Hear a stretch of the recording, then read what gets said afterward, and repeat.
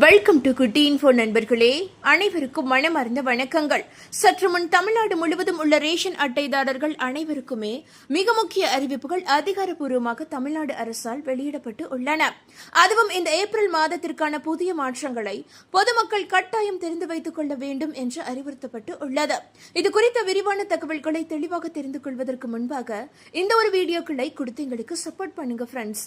தினம்தோறும் மக்களுக்கான பயனுள்ள தகவல்களை வீடியோக்கள் மூலமா பதிவு பண்ணிட்டு இருக்க எங்களுக்கு ஒரு சின்ன லைக் கொடுத்து மிகப்பெரிய சப்போர்ட் பண்ணுங்க நண்பர்களே, எங்களுக்கு ரொம்பவே ஆறுதலா இருக்கும். இப்ப வாங்க வீடியோக்குள்ள போலாம். அதாவது 3 மாத உணவு தானியங்கள் ஒரே முறையில் வழங்கப்படும் என்ற புதிய திட்டம் தற்போது அறிமுகப்படுத்தப்பட்டு உள்ளது. எனவே ஏப்ரல், மே, ஜூன் மாதங்களுக்கு தேவையான அரிசி மற்றும் கோதுமை போன்ற பொருட்கள் ஒரே முறையில் வழங்கப்பட உள்ளன. அதாவது ஒரே தடவையில் வழங்கப்பட உள்ளன. கோதுமை கொள்முதல் தொடங்க உள்ளதால் மத்திய அரசின் கிடங்குகளில் உள்ள பழைய இருப்புகளை காலி செய்ய இந்த நடவடிக்கை எடுக்கப்பட்டுள்ளது என தகவல் வெளியாகி உள்ளது. எனவே இனி மாதம் ரேஷன் கடைக்கு செல்ல வேண்டிய அவசியம் குறையும். அதுவும் வேலைக்கு செல்லும் மற்றும் கிராமப்புற மக்களுக்கு இது மிகப்பெரிய உதவியாக இருக்கும் என்று அரசு தெரிவித்து உள்ளது. அதேபோல இரண்டாவதாக தற்போது EKYC கட்டாயம் என்ற மிக முக்கிய மாற்றமும் அறிவிக்கப்பட்டு உள்ளது. அதாவது ரேஷன் கார்டு வைத்திருக்கும் அனைவருக்கும் தங்களின் ஆதார் விவரங்களை சரிபார்த்து EKYC அப்டேட் செய்ய வேண்டும் என்ற அறிவுறுத்தல் வழங்கப்பட்டு உள்ளது. இதை செய்யாதவர்களுக்கு எதிர்காலத்தில் ரேஷன் பொருட்கள் கிடைப்பதில் சிக்கல் ஏற்பட வாய்ப்புகள் இருக்கிறது என்பது குறிப்பிடத்தக்கது. அதேபோல இப்போது டிஜிட்டல் விநியோக முறை EPOS மூலம் ரேஷன் வழங்கும் நடைமுறை பலப்படுத்தப்பட்டு உள்ளது.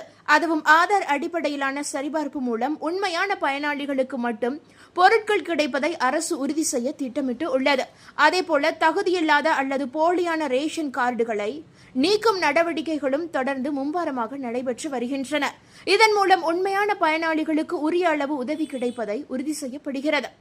அதேபோல தமிழகத்தில் வரவிருக்கும் சட்டப்பேரவை தேர்தல் காரணமாக தேர்தல் நடத்தை விதிமுறைகள் அமலில் உள்ளன. ஆகவே புதிய ரேஷன் கார்டுகள் வழங்கும் பணிகள் தற்காலிகமாக நிறுத்தி வைக்கப்பட்டு உள்ளது.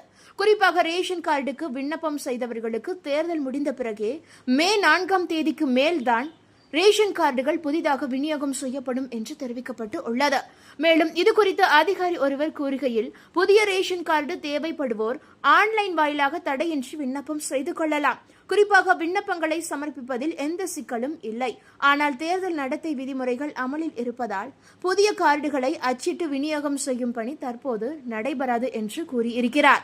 குறிப்பாக தேர்தல் நடைமுறைகள் முடிந்து விதிமுறைகள் திரும்ப பெறப்பட்ட பின்புதான் புதிய கார்டுகள் வழங்கும் பணி தொடங்கும். அதுவும் ஒவ்வொரு மாவட்டத்தில் சராசரியாக மாதத்திற்கு 2000 புதிய விண்ணப்பங்கள் வருகின்றன. ஆனால் இவை அனைத்தும் தேர்தல் முடிவுக்கு பின்புதான் பரிசீலிக்கப்பட்டு தகுதியானவர்களுக்கு புதிய ரேஷன் கார்டுகள் வழங்கப்படும் என்று அதிகாரி ஒருவர் கூறினார். தற்போது ரேஷன் கார்டு தொலைந்து விட்டாலோ அல்லது புதிய கார்டு தேவைப்பட்டாலோ இப்போதே ஆன்லைனில் விண்ணப்பித்து வைப்பது நல்லது. வரும் மே மாதம் தேர்தல் முடிவுகள் வெளியானதும் ரேஷன் கார்டு வழங்கும் பணிகள் விரைவுபடுத்தப்படும். ஆகவே அப்போது விண்ணப்பம் செய்வது சிக்கலை ஏற்படுத்தலாம் அல்லது தாமதப்படுத்தலாம். இப்போதே முந்திக் கொள்ளுங்கள். இந்த தகவல்கள் உங்களுக்கு பயனுள்ளதாக இருந்தால் மறக்காம இந்த வீடியோவை லைக் பண்ணி உங்களுடைய ஃப்ரெண்ட்ஸுக்கும் ஃபேமிலிக்கும் ஷேர் பண்ணி விட்டுருங்க. தொடர்ந்து ரேஷன் கார்டுகள் குறித்த குயிக் அப்டேட்டுகளை உடனுக்குடன் தெரிந்து கொள்ள மறக்காம நம்மளுடைய இந்த குட்டி இன்ஃபோ சேனலை சப்ஸ்கிரைப் பண்ணி பக்கத்தில் இருக்க மினி பெல் ஐக்கானை கிளிக் பண்ணி வச்சுக்கோங்க. நன்றி நண்பர்களே, மீண்டும் வருக.